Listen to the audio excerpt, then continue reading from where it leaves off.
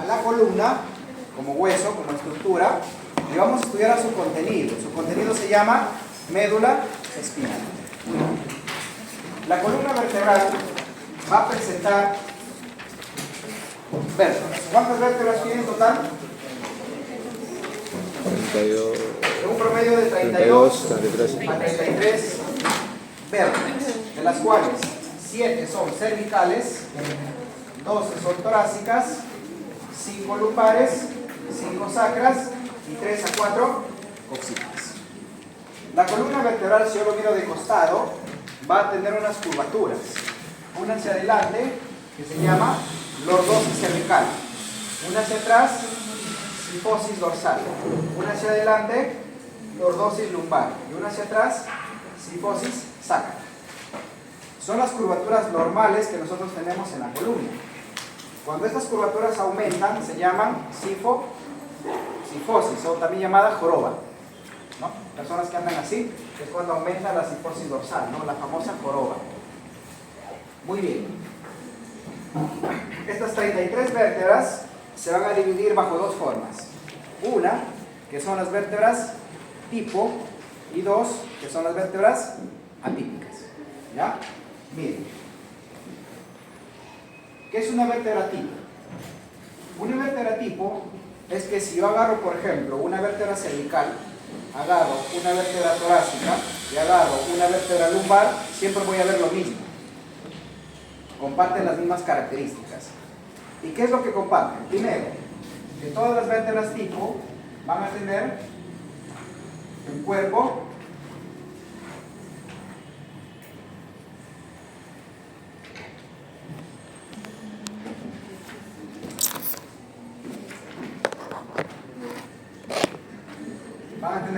vertebral. ¿Ya? Van a tener un cuerpo vertebral. Todas. Sea cervical, sea torácica, sea lumbar, va a tener un cuerpo vertebral. Del cuerpo vertebral van a salir unas estructuras que se conocen como, ¿cómo se llaman? Pedículos. Se llama pedículos, ¿cierto? De los pedículos y el cuerpo nace una estructura que se conoce como apófisis transversa. ¿Ya? Apófisis transversa. Y de los pedículos salen unas estructuras que se conocen como láminas. Y finalmente terminan en una prominencia ósea que se llama apófisis espinosa. Entonces, toda vértebra típica tiene cuerpo vertebral, pedículos, apófisis transversa, láminas y apófisis espinosa. Aparte de ello, tiene sus carrilas articulares superiores, sus carrilas articulares inferiores, para articularse con la vértebra que sigue, con la vértebra que sigue hacia arriba y hacia abajo, ¿cierto? Cualquier vértebra tiene esto, las que son típicas. ¿Y cuáles son las típicas? ¿De dónde a dónde? A ver, ¿quién sabe? ¿Cuáles son? Desde la C3 hasta la C7, desde la T1 hasta la T12 y desde la lumbar 1 hasta la lumbar 5, excepto la C7 que algunos dicen que es atípica, ¿no? Entonces, ¿quién no está considerado ahí? La C1 y la C2 y la C7, que serían vértebras atípicas.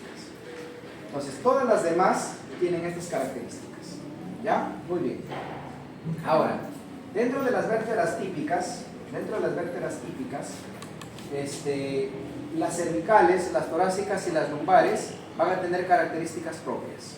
Ya, vamos a verlas. Voy a borrar esto, ¿ya? Vamos a ver. Características propias de cada vértebra. O sea, de una vértebra típica, de una vértebra cervical, de una torácica y una lumbar. Muy bien. ¿Cómo es el cuerpo vertebral de una cervical? Vamos a empezar con las cervicales.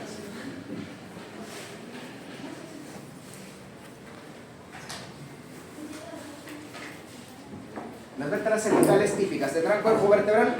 Sí tienen, porque todas son típicas, ¿no? Perdón, las de C3 para adelante son típicas, sí tienen. ¿Cómo es el cuerpo vertebral de una cervical? Es un cuerpo vertebral rectangular, ¿ya? Un cuerpo vertebral rectangular y pequeño. Primera característica. Segunda, bueno, tiene su pedículo, tiene una apófisis transversa que es bífida.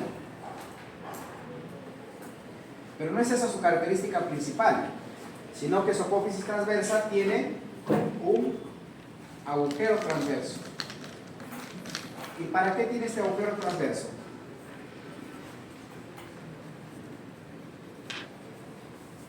¿Por qué las vértebras cervicales tienen agujero transverso?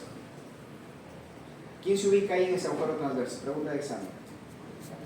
Se ubica la arteria vertebral, ¿ya? En los agujeros transversos yo encuentro las arterias vertebrales que nacen de la subclavia, ascienden hacia el cerebro, forman el tronco basilar y luego dará origen al polígono de Willis.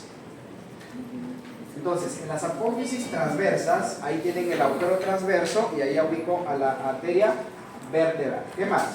Que la apófisis espinosa de las vértebras cervicales son bífidas. Apófisis espinosas bífidas, son como si fueran la lengüeta de una serpiente, ¿no? Muy bien, y su agujero vertebral es triangular, ¿ya? Esas son las características propias de una vértebra cervical.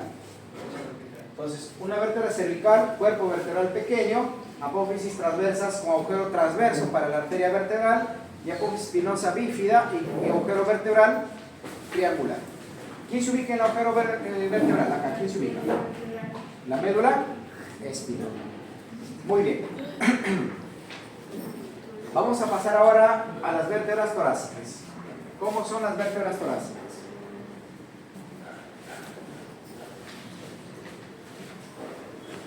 ¿Cómo es el cuerpo de una vértebra torácica? El cuerpo de una vértebra torácica se dice que es la forma de, como si fuera un corazón, ¿no? Tiene la forma de un corazón. Ese es su cuerpo vertebral. Cuerpo vertebral como si fuera un corazón, ¿no? Muy bien. Sus apófisis transversas ya no van a tener agujero vertebral como en las cervicales, sino en su lugar tienen unas carrillas articulares. ¿Para quién? Para las costillas.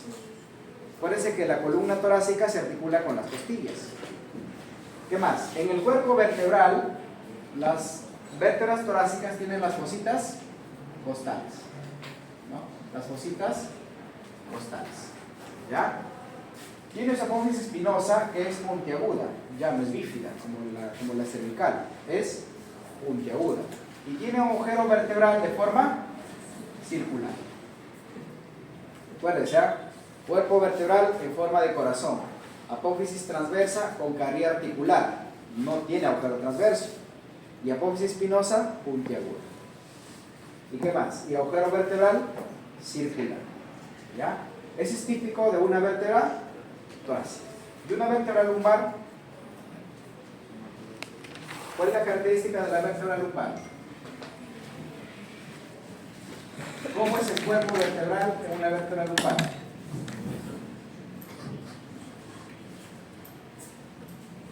¿Cómo es? Eso. Entonces, vértebra lumbar, ¿ya? Adelante. Vértebra lumbar. La vértebra lumbar se caracteriza porque el cuerpo vertebral es gigante y es ovoideo. Es un cuerpo vertebral muy grande, ¿ya? Cuando ustedes hagan su práctica y cojan las vértebras y vean que la vértebra tiene un cuerpo vertebral enorme, esa es una lumbar, no hay duda, ¿ya? Y cuando vean una vértebra con un cuerpo vertebral pequeño, es una cervical. Y la intermedia entre las dos es la torácica. La torácica la reconozco más fácil por la apófisis espinosa, que es muy puntiaguda, y por sus fosas costales, porque es la única que tiene fosas costales, ¿cierto? No hay, las costillas nacen de las vértebras torácicas, no nacen de las cervicales ni de las lumbares, nacen de ahí. Y la vértebra lumbar es que el cuerpo es demasiado grande, es ovoideo, por eso se dice cuerpo vertebral ovoideo. Sus apófisis transversas son cuadrangulares, son así, son como si fueran un cuadrilátero. Y su apófisis espinosa lo mismo, también es cuadrangular, así, como si fuera un cuadrado. ¿Ya? Y su agujero vertebral es triangular, al igual que las cervicales. ¿Ya? Acuérdense de eso. Muy bien, cuerpo vertebral grande, apófisis transversas cuadrangulares, apófisis espinosa cuadrangulares, agujero vertebral triangular, y tiene unas estructuras que se llaman los cuerpos mamilares. Según les preguntan en el examen, ¿dónde encuentro yo cuerpos mamilares? La respuesta es en las vértebras lumbares. ¿Ya? Que son unas apófisis que se ubican en las apófisis transversas, no se llaman cuerpos mamilares. Estas vértebras son llamadas vértebras típicas. Como ven, todas tienen cuerpo, todas tienen agujero transverso, todas tienen apófisis espinosa, todos tienen lo mismo. ¿Ya? Solo que algunas se diferencian una de la otra.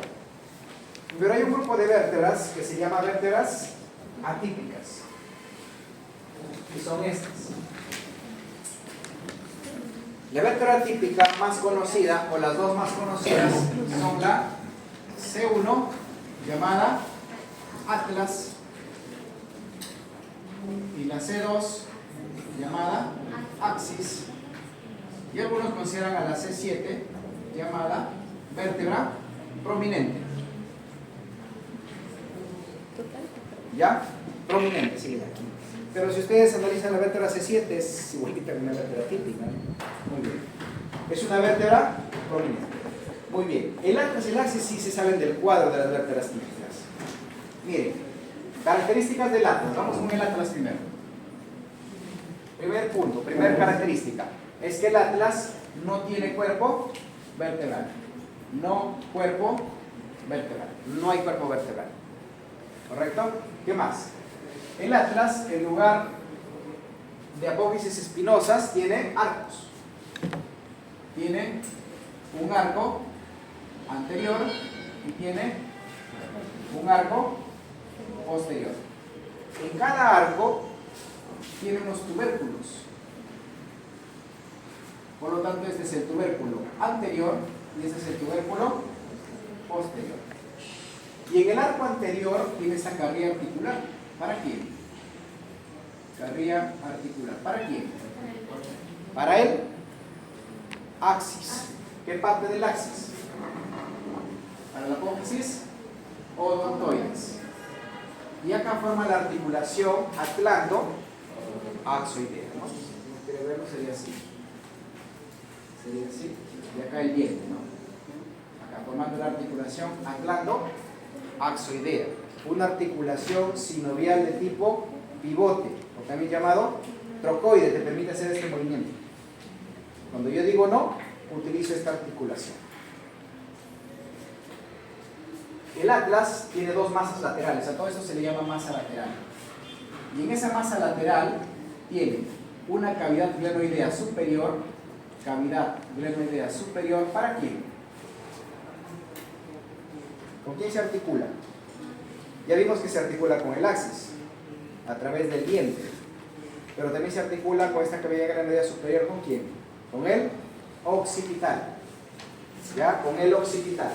Entonces acá se articula con los cóndilos del occipital para formar la articulación occipito-atroidea. Una articulación sinovial de tipo condilla. Es la articulación que te permite hacer este movimiento, de decir sí. Entonces cuando yo hago el movimiento de sí, utilizo el occipital con el atlas, atlando-axoidea, articulación condilla. Si yo digo este movimiento del no, utilizo el arco anterior del atlas con la apófisis odontoides del axis. ¿Ya? Cuando ustedes les doblan el cuello y les luxan, o cuando ven las películas, es porque han luxado el odontoides. Cuando el odontoides se luxa, ¿quién está acá? En este espacio. Ese es el agujero vertebral del atlas, ¿cierto? En el agujero vertebral, ¿quién está? La médula espinal. Acá yo encontré la médula espinal. Pero si estoy en el atlas, significa que estoy iniciando la médula espinal, ¿cierto? Y la médula espinal es la continuación de ¿quién? Porque la médula espinal es la continuación de algo del sistema nervioso central. ¿Quién es? El tronco encefálico. Pues. Puedes decir mesencéfalo, protuberancia anular, bulbo raquídeo. Y la continuación del bulbo raquídeo es la médula espinal. Es uno solo. Entonces, a nivel del atlas está el bulbo raquídeo. Por eso, cuando luxan el odontoides, se mete en el bulbo raquídeo y la persona muere instantáneamente. Porque el bulbo raquídeo está el centro de la respiración y el centro cardiovascular. Oye, es cierto, cuando entonces se muere instantáneamente. Muy bien. Pero aparte, el atlas también tiene todos sus agujeros transversos. ¿Por qué? Porque es una vértebra cervical. Las vértebras cervicales tienen eso. ¿Y para quién les dije que tenía ese agujero? ¿Quién pasa ahí? La arteria vertebral. Y la arteria vertebral, acuérdense ese dato, la arteria vertebral pasa desde C6 hasta C1. Por C7 no pasa. ¿Ya? Por C7 no pasa. Porque las 7 vértebras cervicales tienen agujero transverso, todas tienen. Pero solo pasa por la C6 a C1. Por la C7 no pasa la arteria vertebral. El axis. Miren, el axis ya tiene un cuerpo vertebral pequeño. Y lo que lo caracteriza es esto, ¿no? La apófisis. Y ya les mencioné que se articulaba con el arco anterior del atlas. ¿Ya? Aparte tiene su carrilla articular superior para el atlas, porque también tiene sus carrillas. Tiene su carrilla articular inferior, ¿para quién? Para la C3, porque luego continúa la C3. ¿Ya? Tiene su agujero vertebral triangular, donde está la médula espinal, y tiene sus apófisis transversas con agujero transverso, donde está la arteria vertebral. Porque también tiene que estar acá la arteria vertebral. ¿Ya? La C7 es la vértebra prominente. ¿Ya? Acuérdense que les decía que la apófisis espinosa de las vértebras cervicales son bífidas. Pero la C7 ya no es bífida, es unituberculosa, o sea, es puntiaguda. ¿Y por qué? Porque la C7 ya es una vértebra transicional, es decir, es esta vértebra que dice, quiero ser cervical, quiero ser torácico, no sabe a dónde decidirse. Por eso le llaman vértebra de transición. Cuando ustedes se palpan el cuello y sienten ahí la vértebra más prominente, esa es la C7. Y si ustedes tienen joroba, se nota más. Entonces, la C7, miren, la C7 ya no es bífida, es unituberosa, pero sí tiene todavía agujero transverso. Por eso que sigue siendo parte de las cervicales, ¿cierto? Pero ¿cuál es la característica de este agujero transverso? Es que es un agujero transverso pequeño y atrófico. Acá en este agujero transverso no hay nada. O sea, no hay vértebra, no hay arteria vertebral, porque acuérdense que en estos agujeros están las arterias vertebrales, pero en la C7 no hay. ¿Ya? Hay unos datos para que lo tengan en cuenta. Bueno, características de las cervicales, ya les mencioné, de las torácicas, allá. Cuando nosotros vemos una vértebra de costado, ¿qué tenemos clase? 9:40. ¿9:40? Cuando nosotros vemos de costado una vértebra, miren, vamos a ver el cuerpo vertebral, ¿ya? Cuerpo vertebral, pedículo, carrilla articular superior, carrilla articular inferior y apófisis espinosa. Dibujo acá otra, cuerpo vertebral,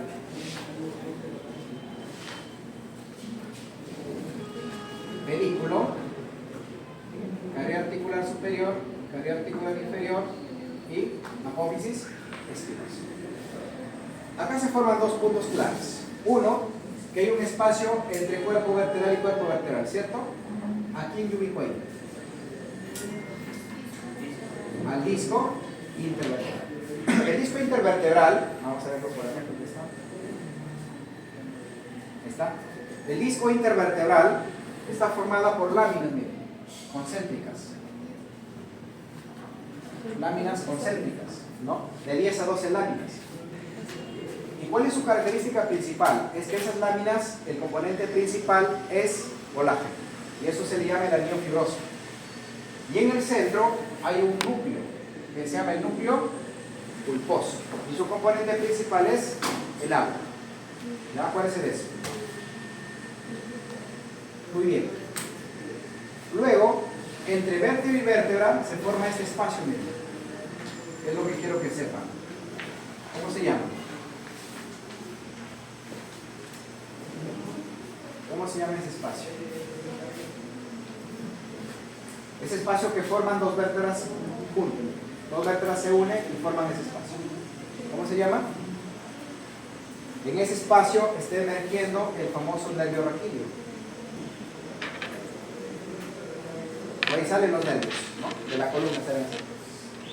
Unos van a la nalga, al muslo, a la pantorrilla, otros van al miembro superior, etc.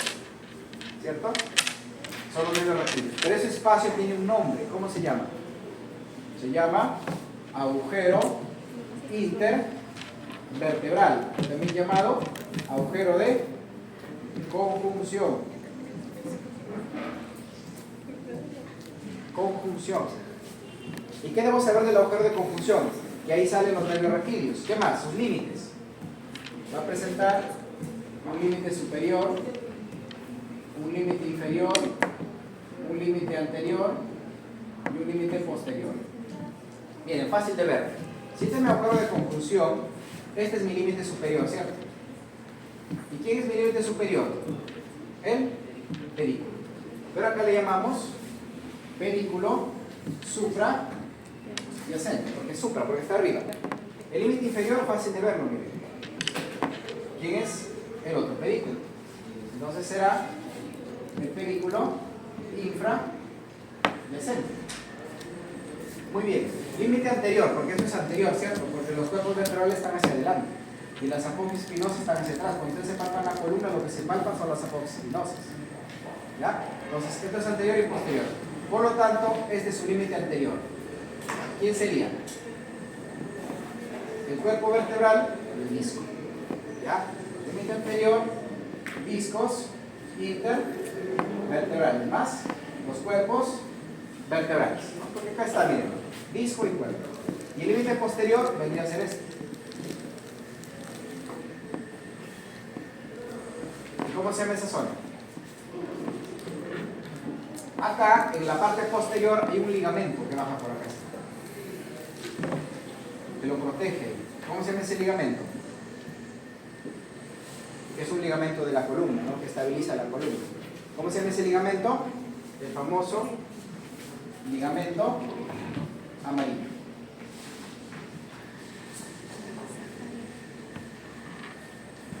Entonces, ahí tienen los 4 límites del agujero de conjunción o agujero intervertebral. ¿Qué encuentro ahí? Encuentro el nervio raquídeo. Límite superior, pedículo suprayacente. Límite inferior, pedículo infrayacente. Límite anterior, disco intervertebral con el cuerpo. Y límite posterior, el ligamento. Y ahí encuentro al nervio raquídeo o nervio espinal. Estas son las características de las torácicas. Lo que caracteriza a las torácicas son estos, miren. ¿Cómo se llama esto? Así es, con fosita costal. Acuérdense que cada vértebra tiene 2 fositas costales. Fosita costal superior y fosita costal inferior. Excepto estas.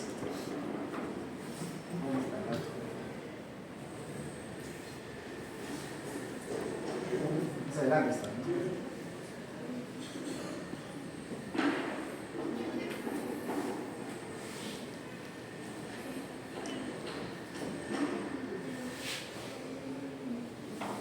Excepto estas, ¿no? Bueno, acá he hecho el dibujo. Excepto estas, la D10, la D11 y la D12, que solo tienen superiores nada más.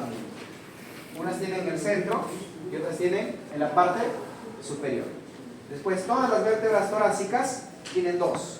Fosita costal superior y fosita costal inferior. O sea, en total tendrían 4, ¿no? 2 al lado derecho y 2 al lado izquierdo. Excepto la D10, la D11 y la D12 que tienen 2 nada más, una a cada lado. Muy bien. La otra característica de las torácicas es esto, que tienen que saber ustedes, que son las carrillas articulares para el tubérculo de la costilla. ¿Ya? De la costilla. Bueno, el agujero vertebral que les dije que era circular. ¿Ya? Circular. Bueno, miren la vértebra lumbar. Un cuerpo vertebral gigante, ¿no? Apófisis espinosa cuadrangular, miren. igual que las transversas, ¿no? Tienen forma cuadrangular. El hueso sacro. El hueso sacro es un hueso que está formado por 5 vértebras, ¿no? 5 vértebras sacras. ¿Ya? Que su cara anterior presenta estos agujeros que se llaman agujeros sacros anteriores, y su cara posterior, estos de acá, que son los agujeros sacros posteriores. Presenta 2 cavidades articulares, para la lumbar 5 y 2 para el hueso coxal, para formar la articulación sacro-iliaca. Y el coxis es un hueso que está formada por de 2 a 3 vértebras. ¿Ya? El coxis, como 1, 2, 3, hasta 4, se articulan hacia arriba con el sacro y hacia abajo permite iniciación ligamentar. Es un apéndice en realidad del sistema o del esqueleto axial. El disco fibroso, las diferencias que ya les mencioné en cada vértebra, articulaciones que también mencionamos las principales, y los ligamentos. Los ligamentos de la columna, hay un ligamento que está por encima de la apófisis espinosa, que es este, y se llama el ligamento supraespinoso. El que está entre las apófisis espinosas se llama el ligamento interespinoso. Y el ligamento que está por dentro, o tapizando la parte posterior de este agujero, ¿cómo se llama este agujero? Les dije. De conclusión. Entonces, el límite posterior, ahí está tapizando este ligamento, que sería el ligamento amarillo. ¿Ya? Un ligamento que está pegado a la columna vertebral, que es el ligamento de acá, que viene a ser el ligamento longitudinal posterior, y uno hacia anterior, que es el ligamento longitudinal anterior. Muy bien, acá se la pone en conclusión clave. Este viene a ser su límite superior, que sería el pedículo suprayacente, su límite inferior, pedículo infrayacente, límite anterior, cuerpo vertebral y disco intervertebral, y límite posterior, el ligamento. ¿Quién encuentro acá? A los nervios. Están saliendo los nervios. Muy bien, médula espinal.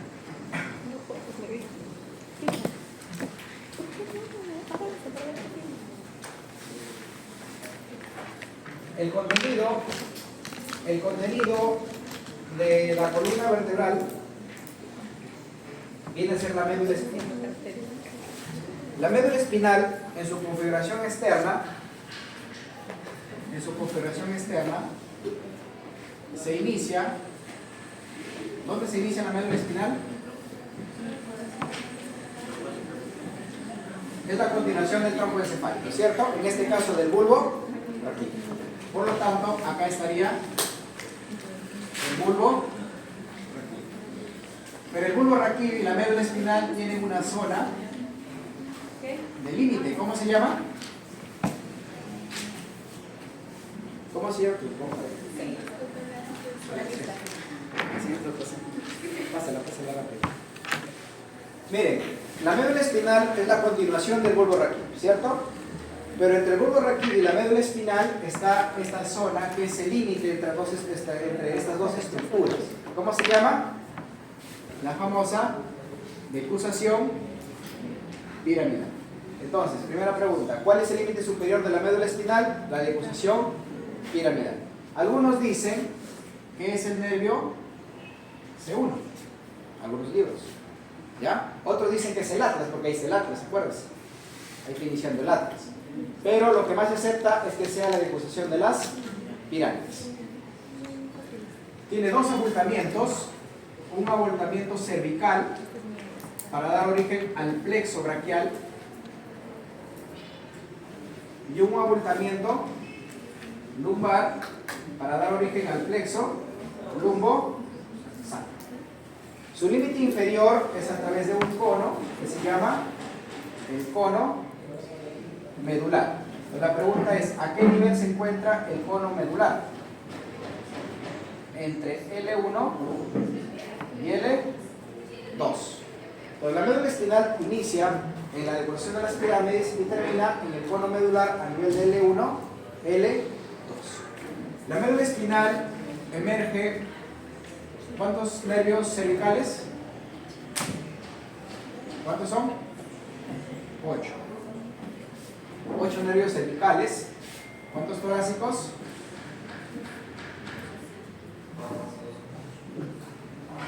12. ¿Cuántos lumbares?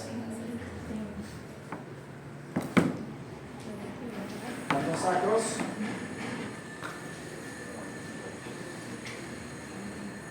¿Cuántos coccygeos?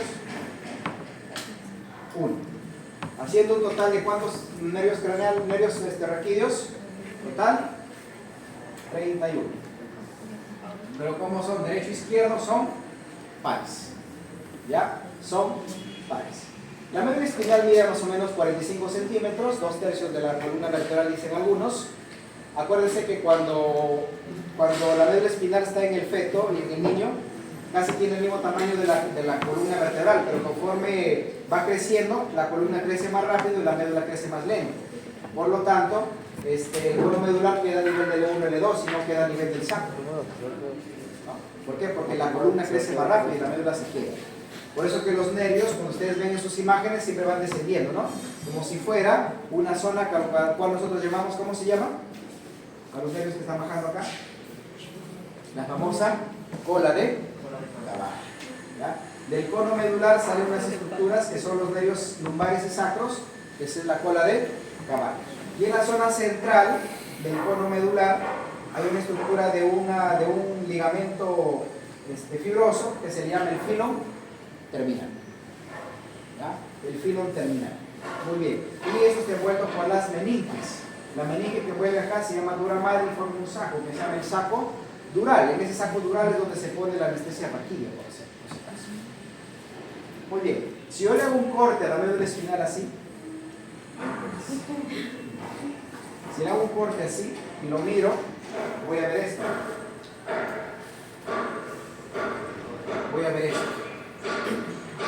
¿Ya? Eso se llama configuración interna. La médula espinal, si yo le hago un corte, voy a verlo así.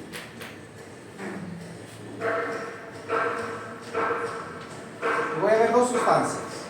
Una sustancia gris, que es central y que tiene la forma de una H.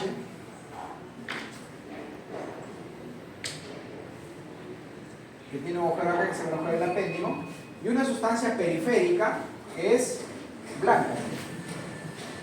¿Ya? La sustancia gris es central y la sustancia blanca es periférica. La sustancia gris está formada por cuerpos neuronales. Acuérdense que la neurona tiene cuerpo neuronal y axón, ¿cierto? Y dendritas. Los cuerpos neuronales forman la sustancia gris y los axones que forman la sustancia blanca. Acuérdense, cuando ustedes escuchen de axón, van a escuchar de conducción. O sea, todo lo que es axón es conducción, es nervio, conduce. Y todo lo que es sustancia gris es organización, es núcleo. ¿Ya? Entonces, la sustancia gris tiene dos astas. El asta anterior, que son motoras. Y tiene el asta posterior, que son sensitivas. Muy bien. De cada asta van a salir unos filetes. Y esto se le llama filete de la raíz anterior, por eso el lado anterior, igual pasa en lo posterior. Filetes de la raíz posterior. Los filetes de la raíz anterior se unen y forman la raíz del asta anterior. Los filetes de la raíz posterior se unen y forman primero un ganglio, que es el ganglio de la raíz posterior. ¿Qué tipo de ganglio es? Sensitivo. Finalmente forman su raíz, que es la raíz del asta posterior, y estas raíces se unen y forman lo que se conoce como el nervio raquídeo. Entonces, así se originan los nervios raquídeos, miren, de cada asta. Y acá viene la pregunta. ¿El nervio raquídeo es sensitivo es motor o es mixto? Es mixto, porque se dan cuenta que nace de la parte motora y de la parte sensitiva.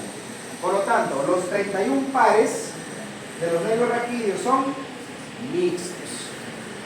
Llevan información sensitiva, recogen información sensitiva y llevan información motora. ¿Ya? En alguna vez en el examen se les ha preguntado en verdadero o falso. Le decía, los 31 pares de los nervios raquídeos son mixtos. Es cierto, todos. No es lo mismo que en los pares craneales, que hay motores, hay sensitivos, hay sensoriales y hay mixtos, ¿cierto? La otra semana veremos esa parte y se van a dar cuenta que no es igual. Acá todos son mixtos, ¿ya? Todos son mixtos. ¿Y la sustancia blanca cómo se organiza? La sustancia blanca. La sustancia blanca... ¿Tiene clase ya? A las 3:40, ¿no? 5 minutos se acaba. ¿Qué hora es? 9:34. Ya. 6 minutos se acaba.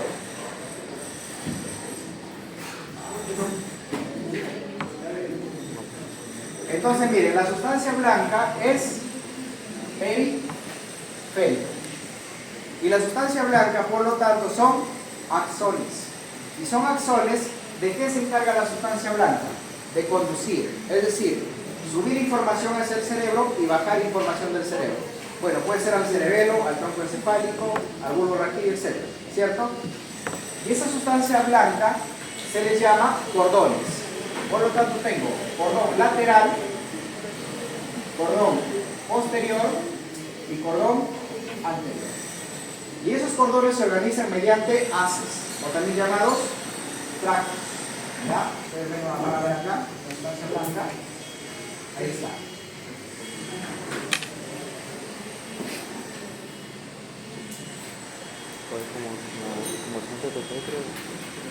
Ahí están los cordones. Miren, cordón posterior, cordón lateral y cordón anterior. Los cordones van a tener haces o tractos, ¿ya? Unos que son ascendentes, ¿ya? Unos que son ascendentes. A los ascendentes también se les llama sensitivos o también se les llama aferentes. Y otros que son descendentes, a las cuales se les llama motores o se les llama eferentes. ¿Ya? Los que están de rojo son los motores, o sea, son los descendentes, y los de azul son los ascendentes. ¿Qué deben que saber acá? Que los tractos van a tomar el nombre de dónde se inicia y dónde termina. Por ejemplo, si es un ascendente, ¿dónde se va a originar? La médula espinal. Por eso empieza así, miren, espino, tálamo. ¿Qué significa? Que va de la médula espinal al tálamo, ¿no? El espino cerebeloso. ¿Qué significa? Que va de la médula espinal al cerebelo. En cambio, los motores descienden. ¿Y dónde se inicia? Miren el nombre donde inicia. Por ejemplo, el retículo espinal. ¿Dónde se inició? En la sustancia reticular. El rubro espinal. Acá está el rubro espinal. ¿Dónde se originó? En el núcleo rojo del mesencéfalo. ¿Ya? Por ejemplo, el córtico espinal. ¿Dónde se originó? En la corteza cerebral. ¿Entienden? Entonces, los haces o tractos, ¿ya? Si son ascendentes, se originan en la médula. Si son descendentes, se originan ya sea en la corteza, ya sea en la sustancia reticular, en el núcleo rojo, en el vestíbulo, etc. ¿Ya? Y son motores, y esos son sensitivos. Y eso tienen que ustedes aprender. ¿Ya van a aprender? Sus características. Por ejemplo, ¿para qué sirve el retículo espinal? ¿Para qué sirve el rubro espinal? ¿Para qué sirve el córtico espinal? ¿Ya? Ahí están sus letras. Bueno, ya Suscríbanse al canal, gracias por ver, denle like.